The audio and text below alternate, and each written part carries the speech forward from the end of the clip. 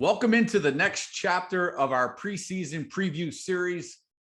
Today, we're going to be looking at the Mid-American Conference. And as usual, I'm joined by my partner, Mike Bainbridge. Mike, we're going to talk MAC today. You know, we're alternating between between Power 5 and P5 conferences. We land on the MAC.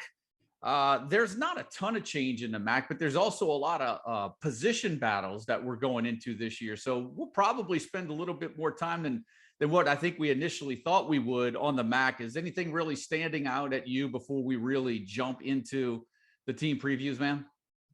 Yeah, I mean, every conference, every team has position battles, but I think what's interesting with the MAC is that there's key position battles at some, fantasy producing spots that we really need to kind of decipher and hit on before the season starts.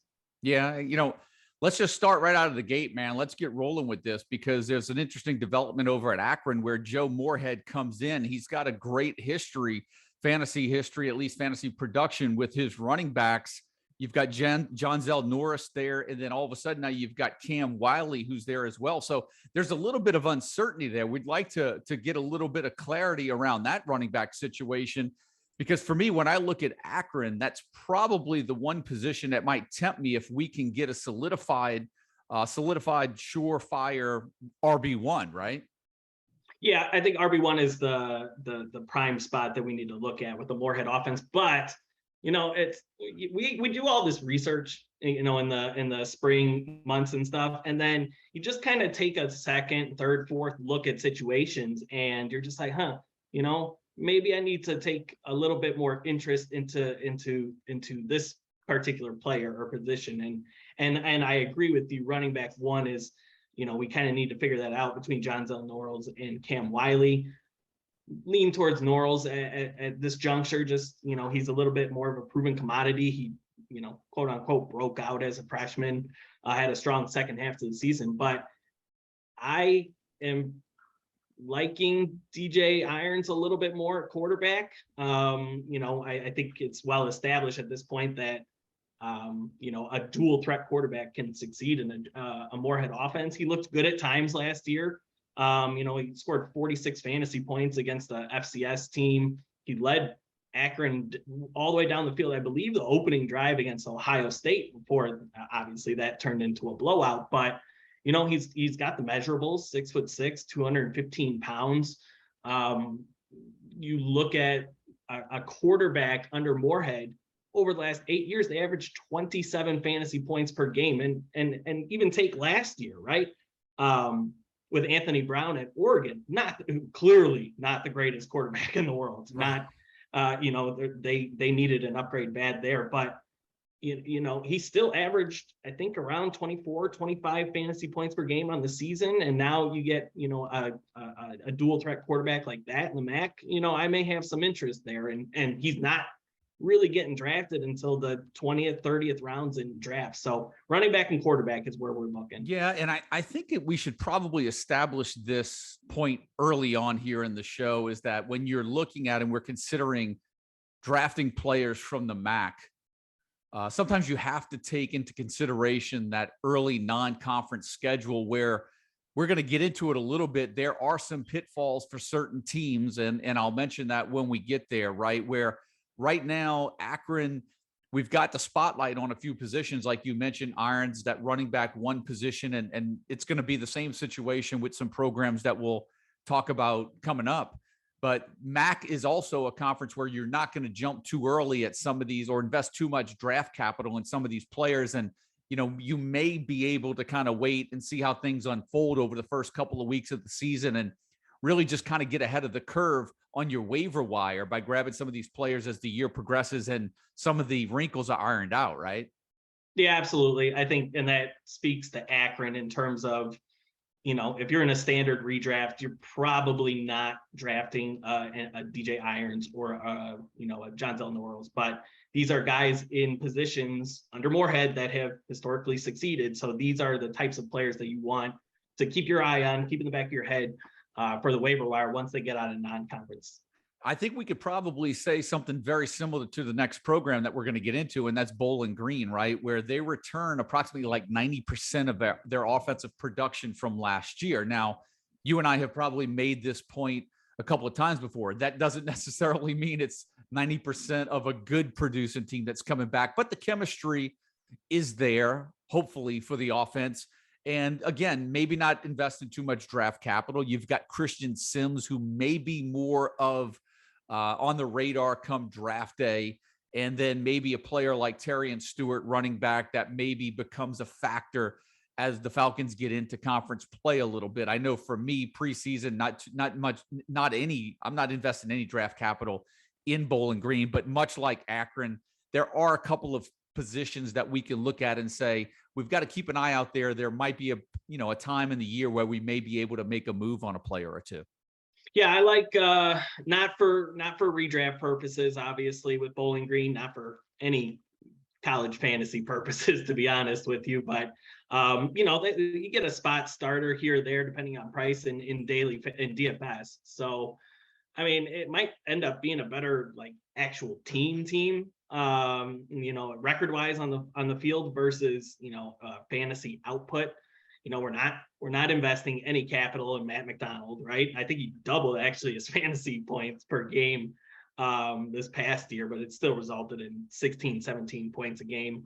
I was looking at the running backs because I think you would agree that Terrion Stewart probably is the guy that we would be most interested in, but it was like right at the first half of the year, he was splitting carries with Jason Patterson.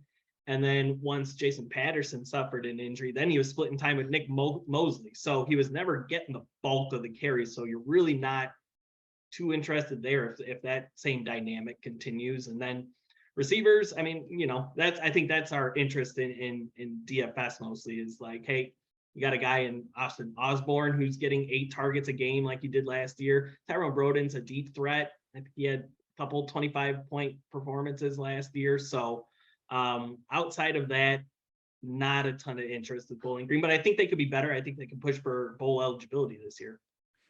Now, look, Eastern Michigan last year, I think you and I would agree, one of our bigger misses last year was Preston Hutchinson. Both of you and I had him ranked reasonably high. I mean, he wasn't top 10, but he was in our top 20 coming off of his 2020 season and what he had done. Well, Ben Bryant pretty much assumed the reins of starting quarterback last year. And now all of a sudden you fast forward to 2022, Ben Bryant's back at Cincinnati, right now competing with Evan Prater for that starting job.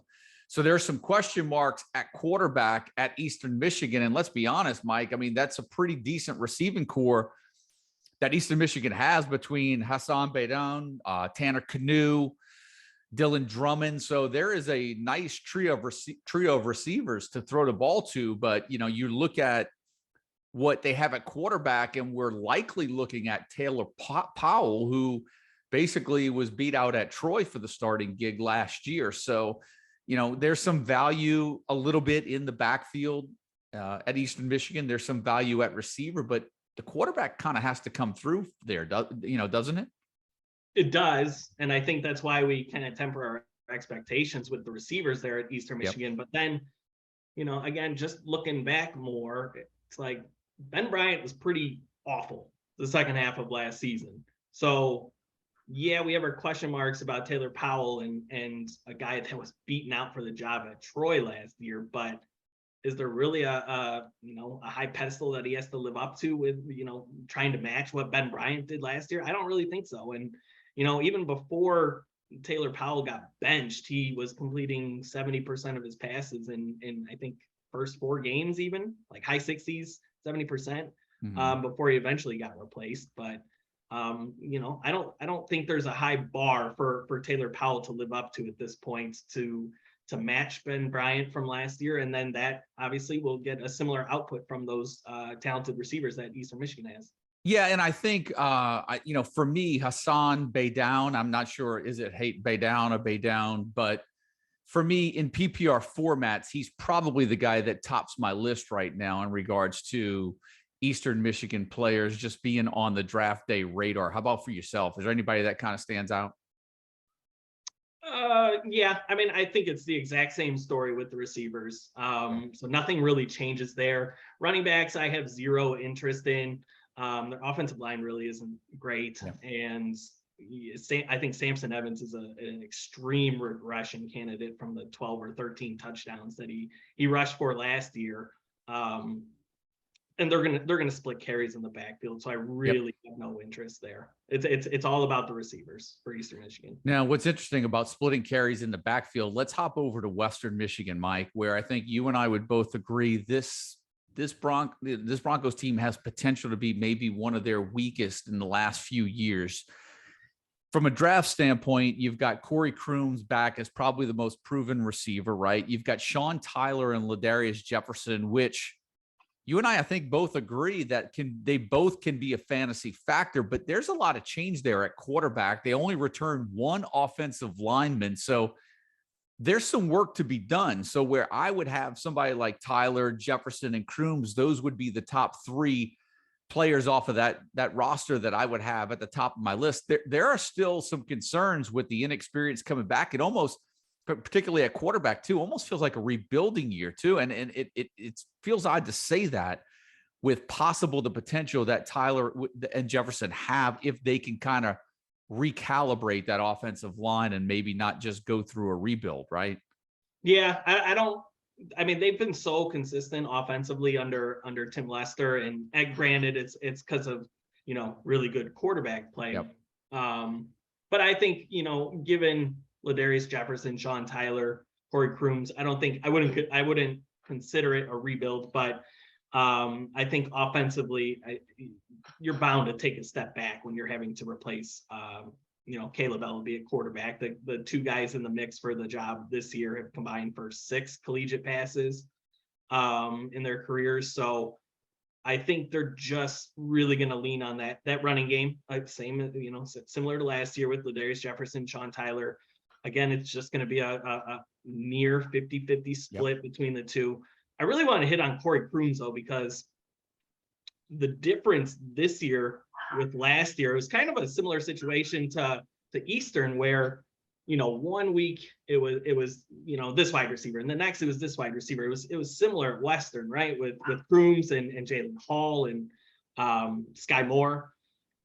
They're losing 224 targets from last year with Sky Moore and Jalen Hall no longer on the team, and that is a lot of production left over for Corey Crooms to assume, because who's catching passes outside of Corey Crooms? So it's a guy that I've been ignoring because of the question marks at quarterback, but I can see it being a mistake just because of how many targets Crooms should realistically see this year. Yeah, that's a point well noted. And I think something too that may play out, and I'm not saying it does, but it could.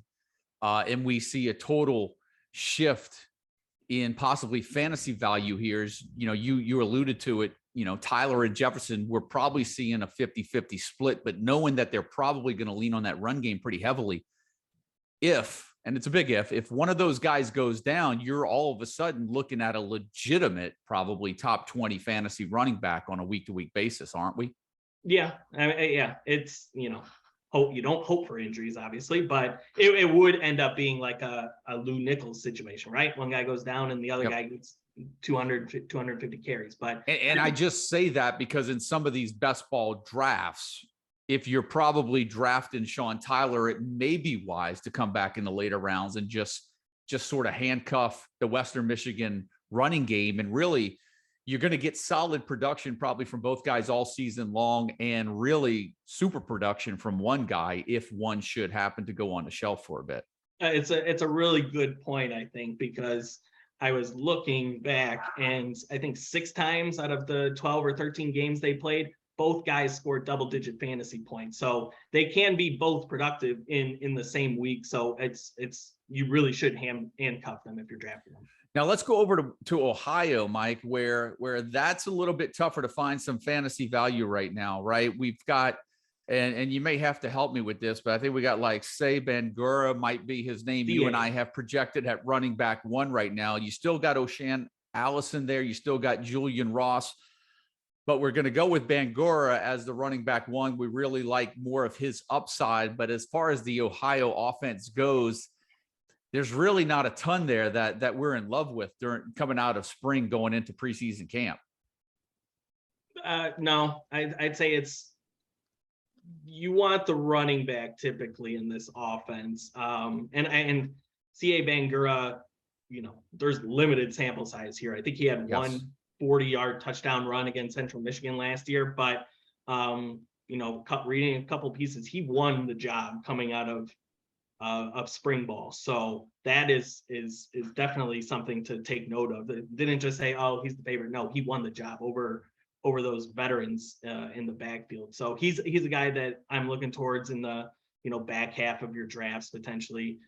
Curtis Rourke was he was interesting last year just because he had to split time with Armani Rogers at different points in the season, but there was weeks where he was really productive. I think he averaged around 24 fantasy points per game over the last 5 weeks. He had a dud in the finale against Bowling Green, but he was really he started to come on in the second half of the season. And another team where it's kind of rebuilt receiving core. We're not exactly sure right now who he's going to be throwing to. I think James Bostic, the Vanderbilt transfer, some other guys that have been around the program, but I'd say C.A. Bangura is probably our initial choice to draft Ohio Bobcats, and then maybe look at Curtis Rourke as a back end of the roster or just a weekly waiver wire play. Now, what's interesting, we go from a program where it's possibly quarterback and running back where we're interested to a program where it's possibly quarterback and receiver where we're interested. And that's another Ohio program, Miami of Ohio, right? Where they lose Jack Sorensen, who was a fantasy factor last year, right? And they're looking to replace him. You've got Mac Hippenhammer back, and you've got the Indiana transfer Miles Marshall there.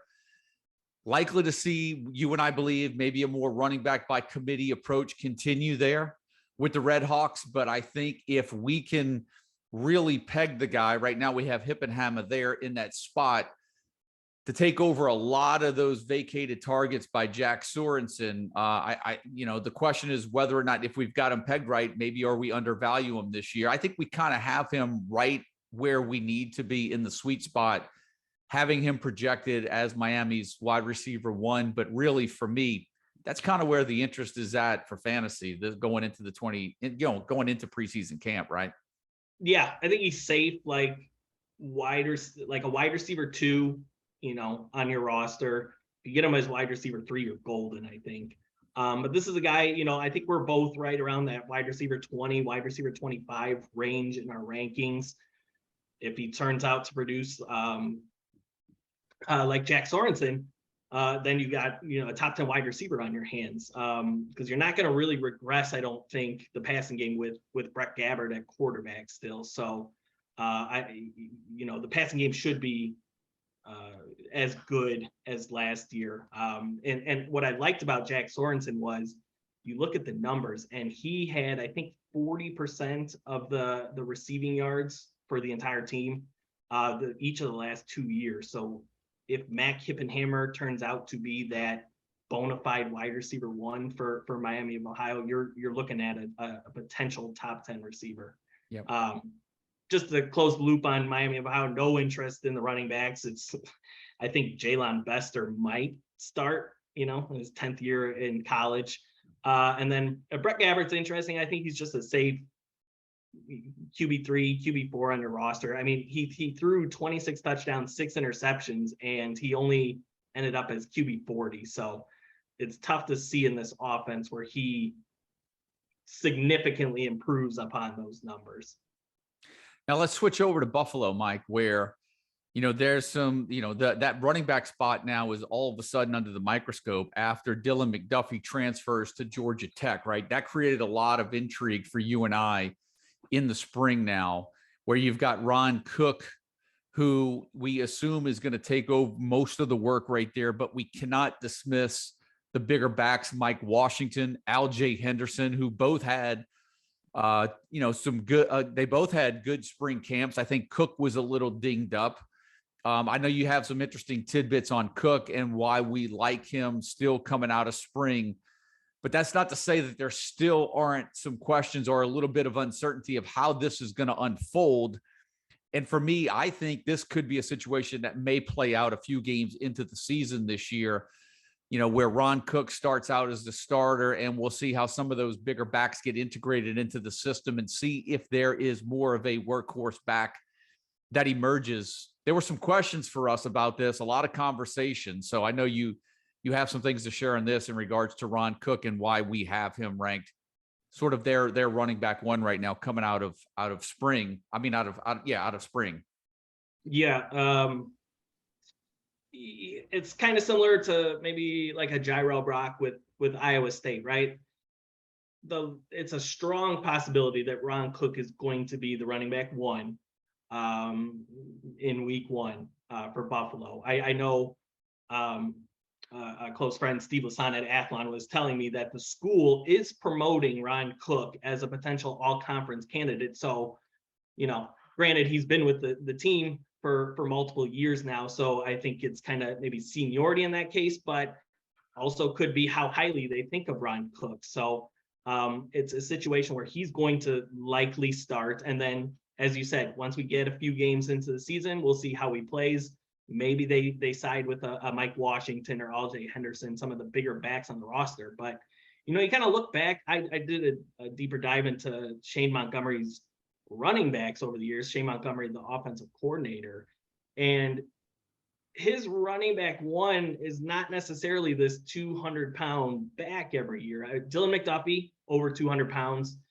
Benny LeMay back at Charlotte, where he coached there, over 200 pounds. But then you look back at Youngstown State, and his running back one, I think 2015, 2016, was 175 pounds, and he toted the rock 200 plus times, right? Yeah. So he's made it work with all different shapes and sizes in that backfield. So I think we would both agree handcuff, right? If you're drafting Cook, I would say draft Mike Washington too, on the strong, or on the possibility that you could see maybe a committee approach or maybe a bigger back takeover later in the year. Yeah, I'm with you. You and I are aligned there. Ron Cook and Mike Washington for us seem to be the top of our list. Whether or not they finish out in the order in which they start still remains to be seen. But I do think, and I think this also plays into why we have Cook there ranked as sort of the running back one right now as well.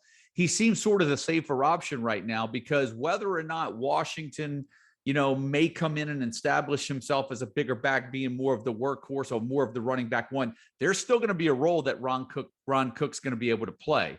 And so, he at the worst, he's going to get carries, and he's going to be probably the third down back as well. So, Cook seems to be the safer option right now, but a lot of what you and I talk about, how things unfold over those first couple of games of the season, could dictate what happens in games 3, 4, 5, and so forth. So much like a lot of teams that we've discussed now and are still going to discuss, and even particularly one in this conference, a lot may really depend on how Buffalo comes out of the gate. And, Mike, let's not completely dismiss this. Buffalo has a pretty decent receiving core.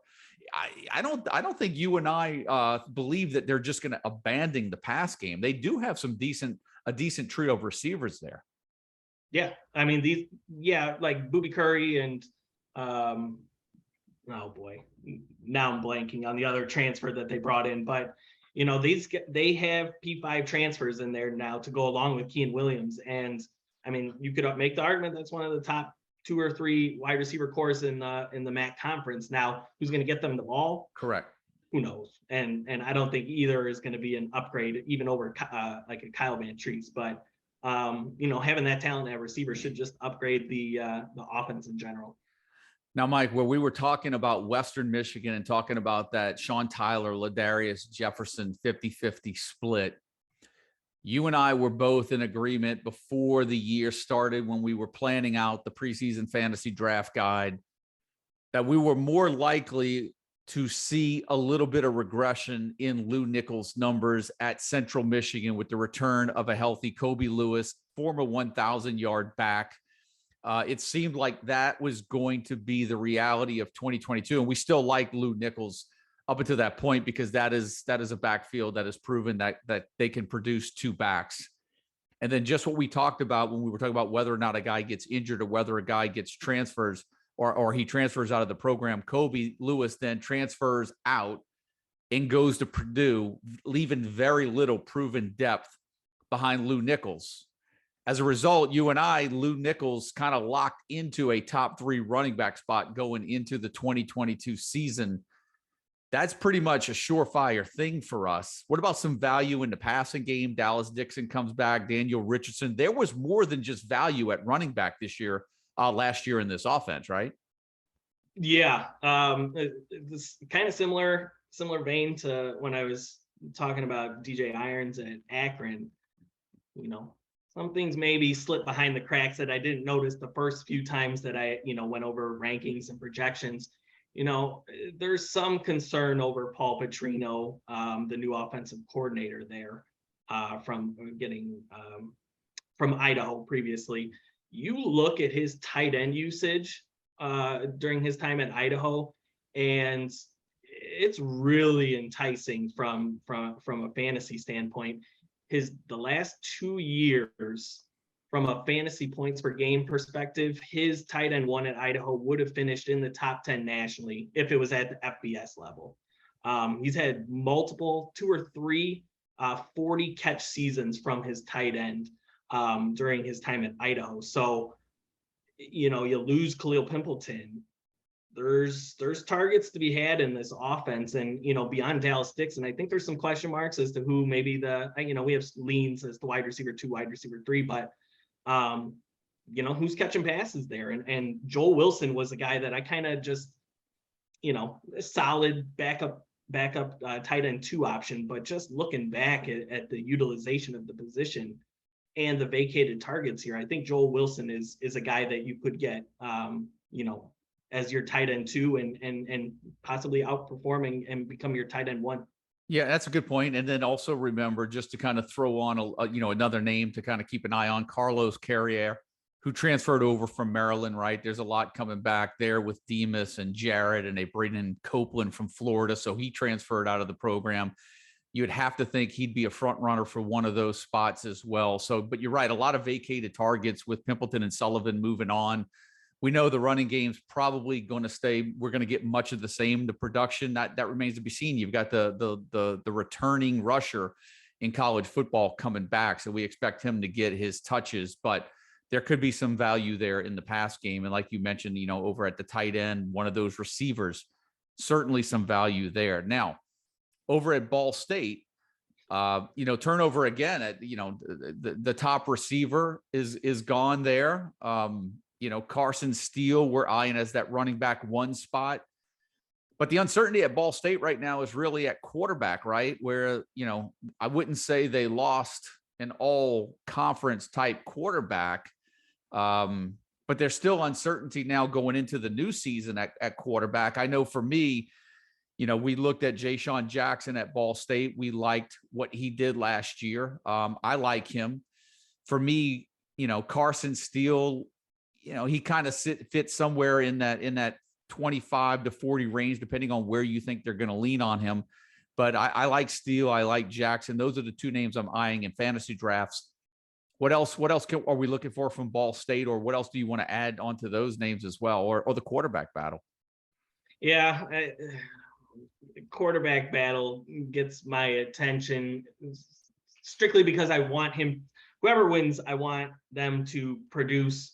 I want them to produce at a Drew Plitt level. It's funny to say, but and it's not a high bar to reach, but if John Paddock, I think, is the projected starter at this point, if he could just perform like a Drew Plitt, then somebody like a Ja'Shawn Jackson, where we have him in the 40 range, becomes a huge value, because he's literally assuming the Justin Hall role. Yep. He's the same exact player. When Justin Hall was out the last 2 games, he scored 49 fantasy points in those 2 games. So I've been steering clear of Ja'Shawn Jackson.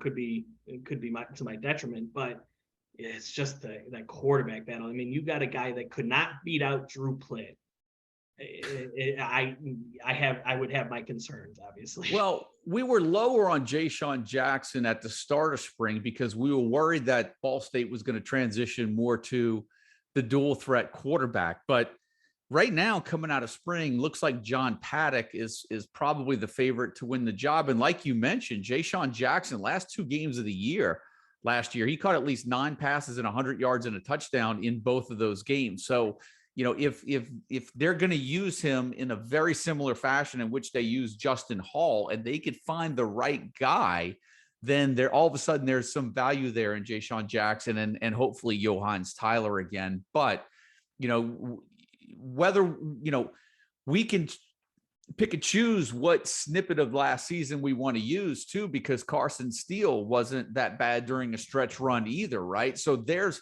what we're saying here is there's some fantasy potential in this Ball State offense. What we're really concerned maybe is at what consistency we're going to get. And, you know, that then ultimately determines the value that we put on these guys going into, you know, draft season.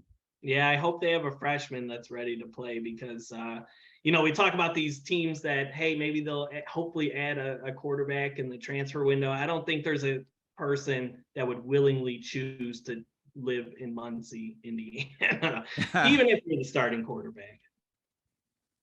Now, Mike, 3 teams we're going to get into. I you know, traditionally these have been where our well, at least for the next 2, we've, you know, every year there's always a name or two. Kent State, right, where now all of a sudden Dustin Crum has moved on. You've still got 1,000-yard rusher Marquez Cooper coming back. You've got Dante Cephas back at receiver. You got Ja'Shawn Polk, who was relatively quiet last year, but we know that he has potential as well coming back. And we've got Colin Schlee moving in at quarterback, the presumed starter. All signs indicate that he will take over as the starter. I don't think you and I see much of a drop-off when it comes to potential for Colin Schlee this year. I still like him. Same with you? Yeah. You know, maybe not the ceiling of a potential top 5 player like Dustin Crum was, just because it's, you know, a guy starting for the first time in his career. But I would assume the offense is not going to change. He could potentially run a little bit more than Dustin Crum did, which, you know, even if he runs as much as Dustin Crum did, that's 160 carries from your quarterback 1. Like, that's fantasy goldmine. And, you know, the point I think you're going to touch on this a little bit. The one point that I kind of wanted to get across with Kent State is don't be scared off by the schedule. Okay. Because Colin Schlee is going to be, for the most part, unplayable in 3 of those first 4 weeks, but you got a guy that's going to average 25 or more fantasy points in those final 8 games. And you know what? Do you get to draft one quarterback every single year on your fantasy team? No, right? So strategy, if you're drafting Colin Schlee, is to find those guys with the cupcake non-conference schedule that you can match up with Colin Schlee, right? A Devin Leary going, you know, a few rounds later in drafts, he plays ECU, Charleston Southern, and Connecticut in those 3 games that Colin Schlee plays, you know, Texas A&M and whomever's on that schedule. So you pair them and you're fine, right? Because you just start Devin Leary in those games and then you ride out Colin Schlee for the rest of the schedule. So I think that's the point I wanted to make with that early season schedule argument. Yeah, and I want to piggyback off of there because it transitions well into something that you and I talk about, particularly when we rank players. And I think it's really important for people to understand sometimes the process and to kind of get into our heads a little bit on where we rank certain players. For me, if I were to kind of do a mid-season rest of the year ranking, Colin Schlee could possibly be projecting out, right? A top 10 fantasy quarterback for me. I like him better than I have him ranked right now. But let me tell you why I have him ranked where I have him ranked and a little bit lower. And this is the discussions that you and I have, right? That Kent State schedule at Washington to open the year, at Oklahoma the second game of the year against a Brent Venables defense. They get LIU, cupcake at home, but then they go on the road to Georgia, right? So as you mentioned, there is a chance Colin Schlee in this Kent State offense they won't be much of a factor for the first month of the season. Why does that matter when it comes to rankings? And this is very important for a lot of you guys to really understand. When you guys look at the preseason fantasy draft guide, when you look at Mike and I's rankings, right? The thing that we always have to take into account as well when you're in redraft leagues is that your season may only be anywhere from 10, maybe 11 regular season weeks before you do some type of a playoff, right? If we're considering Colin Schlee and guys like Dante Cephas a little bit of a question mark over the first four games of the season, that's damn near half of your season for college fantasy football. And so if you go ahead and go all in on some of these guys and just stack them, and all of a sudden you're staring down the barrel of a 1-3 start, now all of a sudden you're behind the 8 ball in your league. You may not get to the back end of the schedule like Mike mentioned, right? But take a look at Kent State's schedule over the second half of the season: Akron, Ball State, Bowling Green, Eastern Michigan, and Buffalo. So Mike, to your point, you've got to be able to balance your roster out on the front half during that non-conference, the first month and a half slate, to get the real value for guys like Colin Schlee and Dante Cephas, because this is something that you have to be aware of when you draft those guys. Arguably one of the toughest non-conference schedules in all of in all of the FBS, with road games to Washington, Oklahoma, and Georgia, 3 of the first 4 games of the year, right? You and I have had countless conversations about how we balance the rankings, the schedules, the players, how we strategize best ball advice and whatnot. Kent State's a great example of some of those conversations. Yeah, I think you spoke to it too. It's all about balancing your roster. And if you have, balance it with P5 guys that have the smooth sailing in the non-conference, and then you'll reap the benefits later on with Colin Schlee and some of the rest of those Kent State players. Real quick, I know you're wanting to jump onto another team. Jayshon Polk to me is very interesting this year, and he could be just a complete bust, like he was a year ago. But he was not 100% for the large part of last year, and then you look back to 2020 and that 4-game condensed season because of COVID, he was averaging 15 points a game, right? So you got Dante Cephas. Who else is catching the ball, right? You got, I think, 150 maybe vacated targets with Nike Johnson and Keshawn Abram leaving. Jayshon Polk is right there for the taking at the bat. If he's essentially free in drafts at this point, yeah, so he's a guy who can take a shot. You and I are aligned with that. Matter of fact, I remember last year, guys like Polk, I remember him getting like a 75-yard touchdown pass, getting called back. And, sometimes guys look at those end season numbers and say, oh man, he didn't do anything last year. So sometimes, like you said, sometimes those off years kind of create hidden gems the following year. And I think you and I are definitely aligned on Polk, and you can get him very late at a tremendous value in drafts, because we know that Kent State offense, once when they get past the first month, they're going to probably be humming along, right? Yep, absolutely. Now let's transition over to Toledo, Mike. We got 2 programs here. Toledo, Daquan Finn. You and I have spent a lot of time talking in the spring. I was trying to justify to you how much I really liked him, because again, when it comes to projections, the projections always seem to favor those dual threat guys, right? So he was a guy that was coming out a lot higher in the projections than where we initially would have ranked him. And then all of a sudden, a bombshell, right? Matt Landers decides to transfer. He's now over at Arkansas. So now the big play vertical threat that made Finn such a passing, sensation last year when not doing it with his legs, all of a sudden that asset's gone. And you and I then had to kind of go back to the drawing board a little bit and reassess Daquan Finn. But let it, make no mistake about it, Bryant Koback and his loss is probably why we're a little bit more concerned, because now we're going and exited the spring with a lot of concern, because you've got the Maryland transfer Penny Boone there. You've got Micah Kelly there, Jaquez Stewart, and Bryant Koback. It's hard to replace the production he has provided that program over the last 4 years. That's where the value at probably is in the offense, and we're just not sure where they're going to lean right now. Yeah, yeah, I'm steering clear of the running back situation for now. And I know that sounds absolutely crazy because you get 4 starters back in the offensive line and just you look back. I mean, it's 1,000-yard rusher, 1,000-yard rusher, 1,000-yard rusher under Jason Candle.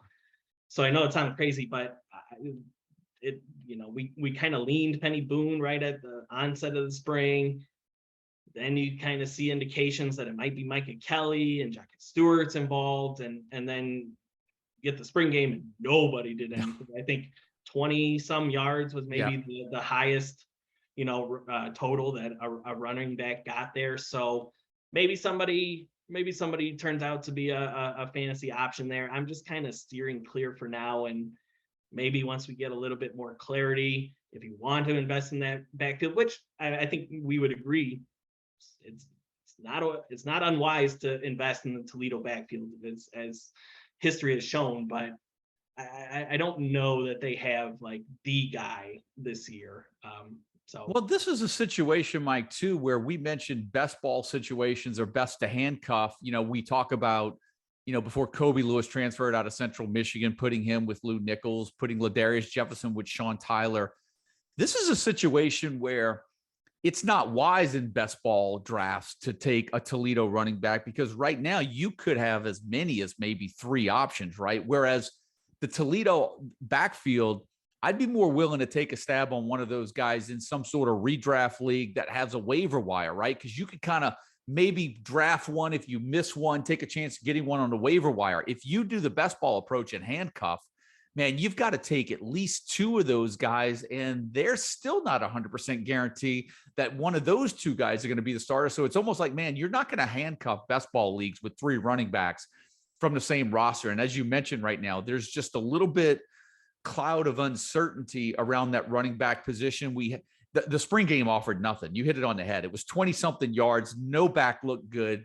We're not going to say that is going to be sort of what the Toledo offense is going to look like when they start the season, right? Because they could have been keeping things bottled up. Maybe they don't want to get anyone hurt. And I think from a talent standpoint, from a recruiting standpoint, Penny Boone probably comes in maybe as the guy with the highest ceiling, but still, he's got to be able to prove himself at that program. And right now we're leaning more Micah Kelly before the season starts. But as we mentioned, Mike, maybe this is a situation where this plays out over the course of 2, 3, 4 weeks. I mean, they had Brian Koback. Once when he stuck for 4 years and some, right? If they're trying to find their next running back right now, they're going to have to try to figure it out, and maybe it takes a month. Yeah, I just found it funny. We just completed a 35-round best ball draft, and at the start of March when we started these best balls, Penny Boone was going in top 10 rounds, maybe top 15 rounds to be safe. He didn't get drafted. 35 rounds, he did not get drafted. So I don't know if it's, we have some subscribers in those best balls, but we also have people in the industry as well, and they're shying away from Penny Boone too. I probably would, if I was investing in this backfield, I probably would have handcuffed with Penny Boone just because, like you said, just the kind of the recruiting prowess, the 3-star, P5 transfer. But I thought that was interesting that nobody's drafting Penny Boone right now. Before you move on to the next team, I kind of wanted to hit on DeQuan Finn a little bit. When the Matt Landers transfer news came down, we had a long discussion. I think we dropped DeQuan Finn quite a bit after that news, and reasoning why is you look at DeQuan Finn's season, and I think 30 or more fantasy points in 4 of the last 5 games, right? He was sensational the last month and a half of the season. I don't think it's coincidental that Matt Landers also took off in those last few games. So I am very hesitant to invest in DeQuan Finn now that he doesn't have a reliable deep threat in Matt Landers, because I think there's a correlation between Matt Landers, like DeQuan Finn taking off, and having Matt Landers be that proven deep threat that he was. Yeah, I think we're in agreement there, and that's why we did drop Finn down. Now, ending up the MAC with the defending champions, NIU, Northern Illinois, Mike, and they bring back. There you go. Yeah, baby. They bring back quite a bit. you and I are expecting them to be just as good, if not maybe even better or more efficient on offense than they were a year ago, right? At running back, Jay Ducker did transfer to Memphis, but Harrison Whaley's back. Ontario Brown is back. You referenced Billy Dozier as a player that kind of had a breakout spring for them, adding a third back into the mix, which we saw last year. There were times, there were three backs in that offense. Trayvon Rudolph, a player that I really like at receiver, probably like him a little bit more than most, but I love do it all players, between his kick returning ability, punt returning ability, if they're still using him all around there, trying to create as many touches for him. They bring back quarterback as well, Rocky Lombardi. So there's a lot to like about this team, Mike. Is there enough, though, there? We've got Brown and Whaley ranked. I think each one of us have them in the top 35. I could be wrong. I'm not looking at the rankings right now, but I'm pretty sure you and I have both of those guys within the top 25. A lot to like here with some veterans returning along the offensive line. I think they return at least 4 starters up front. Yeah, 4 starters up front. It was for G5 standards, it was a dominant offensive line, and they're essentially all back, right? They were all freshmen and sophomores, I believe. So another year of experience, another year of continuity with that group. The running back situation, spring did not play out how I wanted it to, with Ontario Brown kind of assuming that running back 1 role. He missed the last 3 weeks of spring ball, and head coach Thomas Hammock continually, he was asked about that, and he continually commented, this is precautionary right now. It's injury related, but it was really precautionary as to why they were holding him out. So he should be ready in this summer. Did not give him a chance to kind of assume that running back 1 role, because Harrison Whaley he missed a part of camp 2 with a non-contact injury, as he was rehabbing from the injury last year. And then I looked at the roster too. And then Harrison Whaley is 197 pounds up from 185 pounds last year. So as an Ontario Brown fan, not the greatest spring for him, potentially assuming that running back 1 role. But you spoke to the offensive line. It's going to be excellent again for MAC standards, G5 standards, and in all of FBS. So that running game is going to be dominant again. It's just a matter of how they distribute the carries between Whaley, Ontario Brown, and maybe a potential surprise, because they got Billy Dozier, who's kind of a running back wide receiver hybrid, who Hammock commented is going to be used like a Swiss Army knife, kind of all over the field. So I know he got annoyed, especially DFS players, with Clint Rakovich,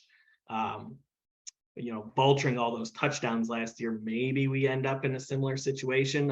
It's going to be interesting. It's going to be interesting to see how fall camp plays out, and see if somebody starts to kind of jump up the pecking order for that running back 1 there. Yeah, and not really much to worry about in regards to the schedule when it comes to NIU. We know that they're going to be able to move the ball against most defenses in the country. They open up with Eastern Illinois, Tulsa, Vanderbilt before they go on the road to Kentucky. I mean, that may be the one stumbling block in their way, but after that, Mike, it's MAC from there on out. So this NIU offense, who were the 4th best rushing offense in the nation last year, should have much of the same, if not better, success than they did a year ago. We're just waiting for the fantasy studs to kind of show themselves, right? And we think that it's going to be Whaley and Brown in a 1-2 punch. But we still have to see it, and those guys have to get back and get healthy before we're 100% sure on that. Yeah, absolutely. They're winning that Vanderbilt game, by the way. So they should start off very strong. A Kentucky game, you're not playing. You're most likely, I would say, not playing, a Whaley or a Brown. But first 3 games against Tulsa, Eastern Kentucky, and Vanderbilt, they're smooth sailing. Well, that's going to do it for the Mid-American Conference in our preseason preview series. Next up is going to be Big Ten. Mike's already turned his hat around forwards to show you the big golden M right there, we're going to get back into the Power Five conferences. So we'll tack up the Big Ten the next time we jump into one of these. Go ahead and get onto the site. All the preseason fantasy draft guide, the projections are all there. There's some killer, we get a lot of great feedback, Mike, on the addition of the depth charts. Well done there. The conference write-ups on the big questions we have at every program seems to be a great addition into the guide this year. The projections alive. Everything's going to get updated as we go. So if you're not in, go ahead and get in. Good material to prepare, research for your college fantasy football drafts. But that's going to do it for the MAC, Mike. Next up, the Big Ten. So for Mike Bainbridge, my name is Joe DeSalvo with the CFF Sites preseason preview series. Until next time, guys.